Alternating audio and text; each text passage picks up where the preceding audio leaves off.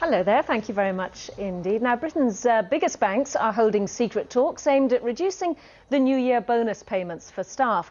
They're under pressure from ministers to slash the payouts in recognition of the economic climate, but it's been suggested they could cut the total amount from £7 billion to £4. Well, Chris Roebuck is a visiting professor at Cass Business School in London. He joins me now. Chris, hello to you. Now, you've worked for international banks both in London and abroad. What do you make of this move? I think it's something that's not unexpected because obviously the banks are under a good deal of pressure. Everybody else in the economy is suffering and therefore, because they're going into the bonus round, they're looking at a position where they could be paying out an awful lot of money. But they do have a problem because what they have to do is they have to balance commercial reality in a global market against the needs of British politicians and the British public here. And that's very difficult. Are there legal issues potentially with this as well? If you find a group of banks all agreeing to do something like this, there's talk of it perhaps being referred to the Office of Fair Trading. Yes, depending how it was structured, it could be seen as collusion between the banks to restrict a market. And certainly, you could expect there might be some people out there who are in line for fairly large bonuses, particularly if those bonuses are contracted bonuses, who would not be happy if they didn't get what they felt they were due.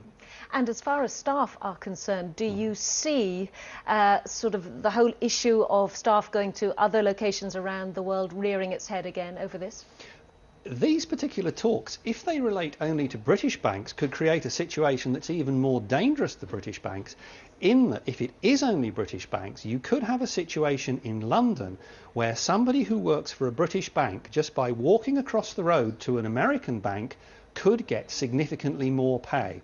And let's face it, there aren't many people watching this who wouldn't walk across the road for 20, 30 or 40% more money.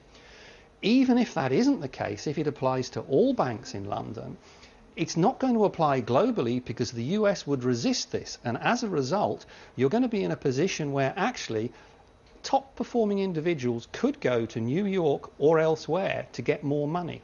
And the Treasury could be the loser in this, couldn't it? Because it won't get, good taxes from it.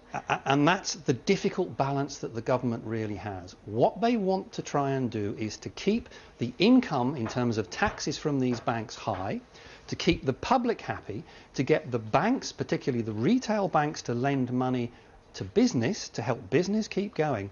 And that's the real difficulty, because in the real world, you can't actually have all of those things perfect. You have to have a balance. Chris Roebuck, thanks very much indeed for that. We clearly will watch that one and see what happens. Let's show you the markets, because it's not a bad performance at all.